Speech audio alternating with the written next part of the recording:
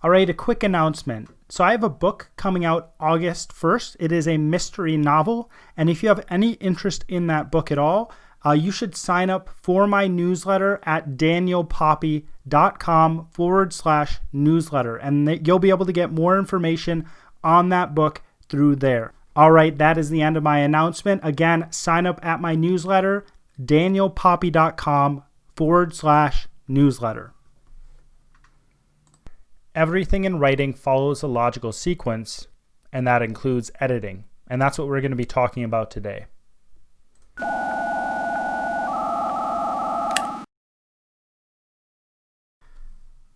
Welcome to How to Write Good. I am your host, Daniel Poppie. You can find out more about me at danielpoppie.com. If it is your first time here, How to Write Good is a writing podcast that seeks to find principles and advice that can be applied across a broad range of writing situations. If you've been here before, don't forget to subscribe, hit that like button below, and share. One of the worst things about writing your first book is that when you complete your first draft, you think that you're done with your book.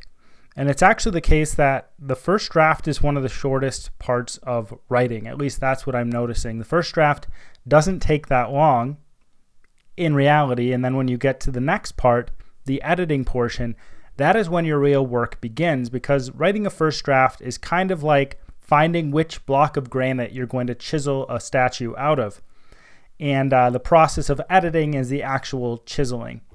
Now, if you're someone who has just completed your first draft of your first book, or if you're someone who has just started the first draft of your first book, don't worry, you can get through it. You'll be just fine. Keep on moving forward.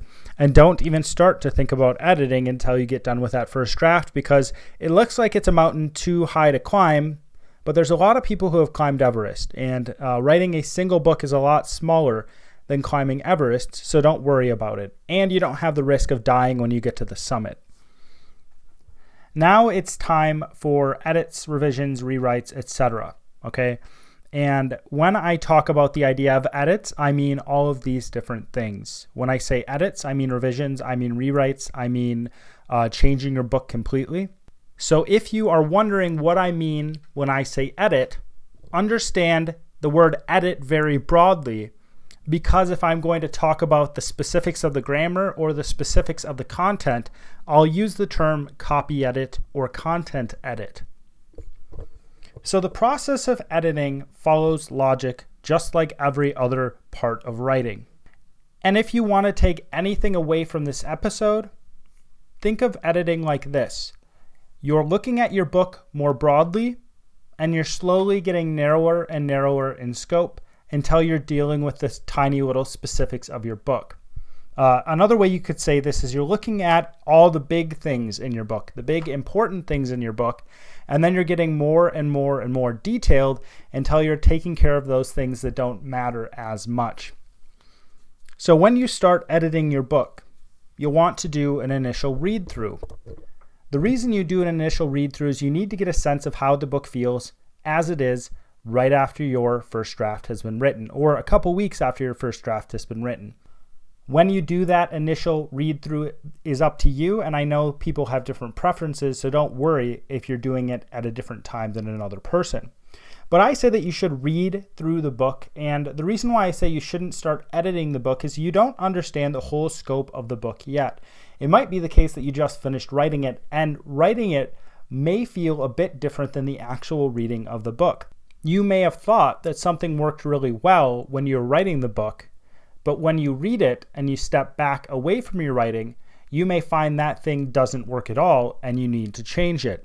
Now, if you want to take notes on your book at this time, you can, but I would encourage you not to, because the goal right here is to see the biggest issues in your book. You're not trying to make notes on the tiny little things. You're not trying to focus on the tiny little details. You're trying to see the biggest issues you have with your book. These would be such things as major issues with the character. These would be such things as major issues with the character change, or whether there's a whole section of the book you have to rewrite, or there's a character you have to write out, or there's a scene that just doesn't work. You're looking at the big parts of the book, so you're going to be looking at those major issues first. And what I would suggest is that you do major rewrites as your next step. So first step, the initial read through of the book, the first editing you're going to be doing on your book is major rewrites. So if you find a section of your book that is written terribly, but it still conveys the ideas you want it to convey, and it still flows with your book, you're not dealing with that right now. You're dealing with those things that break the flow and the integrity of the book from the story perspective. The writing itself can be changed, and you'll probably be going over your book 10 times, something like that, maybe even more. And each of those times you're going to be able to work on the writing more and more. But the main goal of these rewrites are to deal with the issues in the story. Because if you deal with the smaller things, if you deal with the actual writing of the book right away, what you're going to find is that you probably are going to have to go back and fix those issues in the story after you've done all that writing, and it's going to be a waste of time. So you are trying to make sure you get what you need and what makes sense in the story. And I think at this time, you should start paying attention to character change.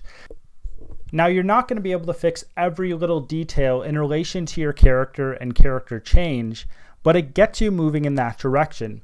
Because at the heart of every story is the character, how that character moves through the world, and who that character becomes.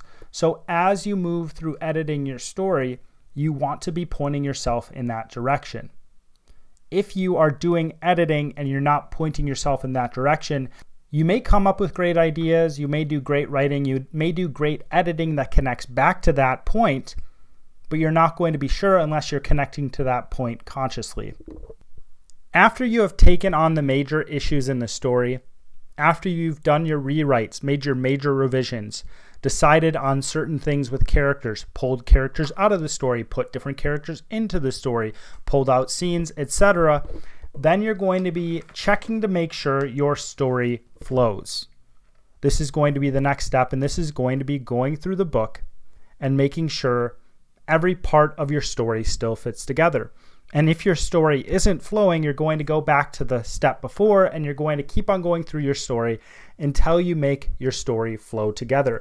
Again, the writing doesn't have to be perfect, but as a reader, when you walk through the different steps of the story, you should have certain emotional reactions. You should be carried along by that story. This might also be a time when you get somebody else's opinion on the story itself, not on the writing, because the writing isn't done yet. The writing still has a lot of imperfections. And again, at this time, if the story still has issues, you need to figure out what those issues are and change those stories before you get to the next step. The next step is about your writing. It's where you sit down. It's where you go through your writing sentence by sentence, paragraph by paragraph, and make sure your writing it is the best it can be. Some may be surprised that I'm actually not talking about if you have commas in the right place or if you have everything perfectly grammatically correct. I believe that's perfectly grammatically correct. I'm not talking about that. I'm talking about the actual writing. I'm talking about whether the writing flows. I'm talking about whether the writing works with your story, whether it's the correct tone, whether your readers want to read it. If you are reading through your book and you are completely uninspired by the writing and you want to go to sleep and you don't want to read that portion of the book, you need to do something about it, or you need to cut it out if you're able to. Every single book I write, I cut out tens of thousands of words. I have the second book in a series that I'm currently working on, and the first draft of the book ended up being 170,000 words, and I plan on getting that book down to 100,000 words. So I'm cutting out the entire length of a novel from that book. If it is boring, do not be afraid to cut it out. But when you are cutting it out, be careful that the new pieces you are fitting together fit together well, or that you can make them fit together well. After you've polished your writing to the point where you think it's essentially perfect, which never happens, but after you've polished your writing to the point you are capable of, then you go to the copy editing. I don't think you should start to do copy editing until you get your writing to the point that you really like it, because if you change anything in writing, it's likely that you're going to have to go over again and make sure that is correct grammar. You're going to have to make sure that commas are in the right place. you're going to have to make sure you didn't have a typo or whatever. So if you do a copy edit and then decide to change things in your book, you're actually making yourself go over the same ground twice. So before you get to the copy edit, get your writing as good as you are able, and then go back, do your own copy edit, or have somebody else do the copy edit for you. Now, this process of editing is a bit more complex, but these are the broad categories I use when going over. But what I think you should remember is that you're going from bigger idea, you're going from a broader perspective to a smaller perspective as you edit. I have one more thing, and then I'm going to be done with this episode. So this is my principle behind editing my writing. When I edit my writing, I go from paragraph to paragraph. I make sure that each paragraph works by itself in the writing style. So I want to make sure that each paragraph sings in a way. And then when I have made sure that paragraph sings by itself, I read that paragraph with the next paragraph, and I see how they're connecting together. Then I go to the next paragraph, and I make sure that paragraph sings, and I go back and I read those two paragraphs together to make sure they flow well. Then I go to the next one, do the same thing, read all three of those together, make sure they do well. And then I break the entire chapter up by chunks. So what I am doing is I'm reading an entire page all together, making sure everything connects together. Then I'm doing that with the next page, etc., etc. And then when I've completed the entire chapter, I'm going back to the beginning. I'm reading the entire chapter together to make sure everything fits together well.